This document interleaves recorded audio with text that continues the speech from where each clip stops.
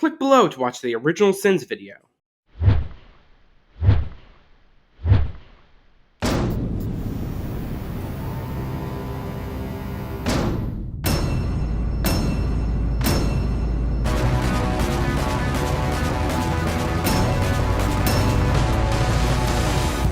Cool hero walk shot, but why is giant American flag? This may be an aircraft takeoff zone, but it's still a fucking prison. For-profit prisons in the U.S. do not wastefully spend any money, let alone on something as stupid as an American flag as big as a football field. Jeremy pulled the idea that this is a for-profit prison straight out of his ass. This is never mentioned in the movie. Also, discount Nathan Fillion. Holy shit.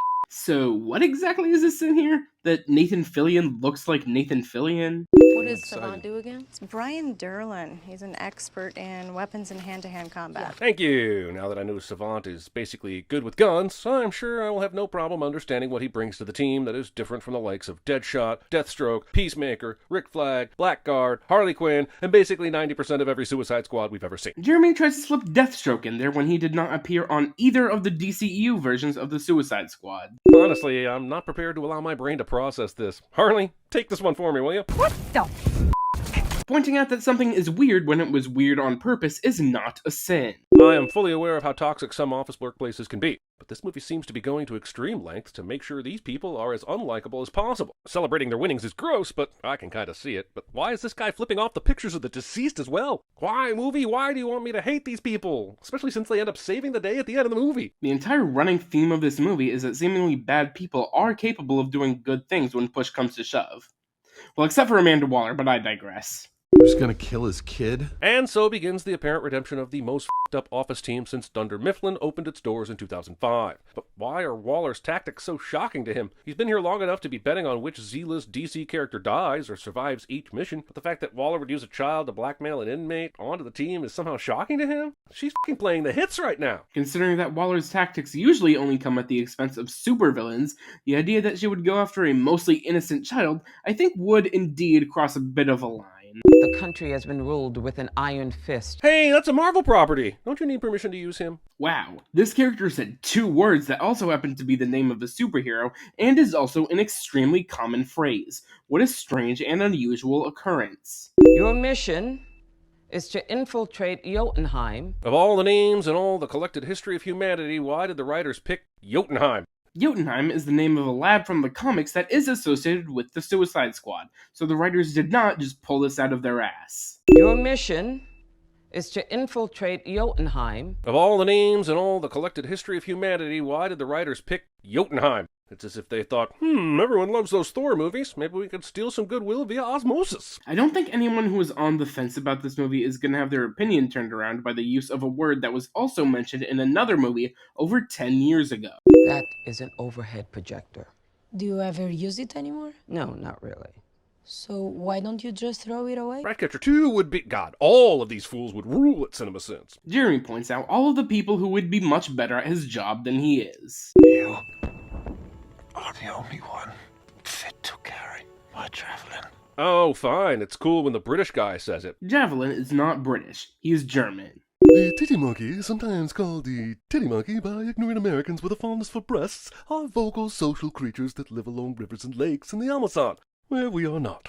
Actually, the titty monkey lives throughout the entirety of South America, which Corto Maltese is also a part of. Oh my god, I'm good at my job. I found him. Seemed more like the computer found him, or the satellite. You were literally leaning back drinking a soda, so I don't know how you did anything. A little known fact about computers is that they require humans to operate them. Why did my people not alert me of your arrival? Why does Radio Shack ask for your phone number when you buy batteries? What the fuck is that supposed to mean? Look at my appearance, Senorita Queen. And that suspiciously large amount of smoke coming from that guy in the corner cigar. Also, apologizing for something you have complete control over. Huh? Is that not what apologies are for? If the previous regime was at least not directly offensive to the American government, but this new regime the U.S. hates, how is there a turkey on this table? Does the South American island of Corto Maltese have native f***ing goddamn turkeys? Because I don't damn think they do. You are aware that turkeys do not exclusively live in the U.S., right? And even if the only way that they could have gotten a turkey is from America, then the coup literally only happened a week ago. They very easily could have gotten it beforehand. But also, I choose to believe Harley chomping down on a turkey leg is a direct reference to Flag voraciously biting a chicken leg in Suicide Squad. Why would you ever choose to think about that movie? Nazis came here seeking asylum after World War II. I swear if you counted up the total number of leftover Nazi scientists that are out and about doing sketchy shit in every movie and TV show since 1945, you wouldn't be able to go to a fucking Walmart without bumping into one of those bastards reverse engineering Twinkies to travel back in time to poison Churchill. Wait. Hello, Netflix? Okay, that was actually a really funny joke, so I'm gonna go ahead and remove the sin. What is it? It's an interdimensional virus. I absolutely adore this movie and its characters, but one of my few gripes with it is that the way they develop these characters is by having them taking turns monologuing about their mommy or daddy issues. We lived homeless in the streets of... Skip! Yeah, fuck character development and all that boring shit. I want to see another guy get his head blown off. Don't leave one of our own behind. Yes, you fucking do. That's the whole point of the damn team, or else it would be called the Leave No Person Behind Squad. The name Suicide Squad is supposed to be a reference to the way the government treats them, not the way they treat each other. I mean, if you're gonna be strangled to death. Bonk. No one will be seated during the John Wick Harley Bellum portion of the movie. Wow, 2 movies having people who are good at fighting is so sinful it's not even funny. Come on without, come on within. You'll not see nothing like the fighting Quinn. I have no idea what the fuck is going on, but it's definitely a sin. 30 years of what we are led to believe is agonizing torture, and Space Patrick kills the thinker guy this quickly? Damn it! Where's my tentacle-based revenge? If tentacle-based revenge is what you want, then go watch a porn. No sins are removed from one of the best shots in the whole damn movie. Okay, most of the gore in this movie is more or less fine, but the decision to show Rick Flag's heart when he gets stabbed in the chest feels very unnecessary. Hey, if you have some kind of a problem with the title cards in this movie, then first off, why haven't you drawn any attention to the other times this has happened? And also, you're gonna have to explain what your problem is with them, rather than just sighing and rolling the dinger as if that means anything. And yes, I know I've done that myself before, but I never said I wasn't a hypocrite. Like I give a shit. I know we all love King Shark, but the amount of bullets being unloaded into him is enough to take down a tank, let alone a super strong sea animal. King Shark is so much more than just a super strong sea animal. It was stated earlier in the movie that he is descended from an ancient shark god. Straight up murder. You've been perfectly fine with all of the other violent murders in this movie, but somehow this one crosses a line. Still better than the Rampage movie. This movie is better than another movie, and that's a sin.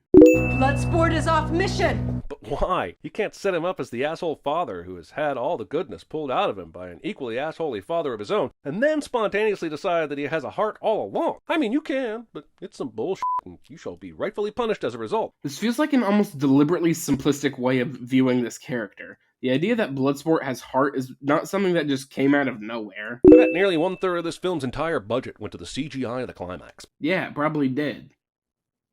What exactly is the problem you have with that? This is a fun final battle, and the CGI looks good. I was happy, floating, staring at the stars. Legit one of the best villain lines of all time because it sympathizes him instantly. I'll take another sin off. Yes, you were correct to make that decision. Because of these people, Corto Maltese, we have free democratic elections for the first time in 90 years. That might not be as great as you think it is. And considering that this video is coming out in the middle of election season, the comment section should be fun.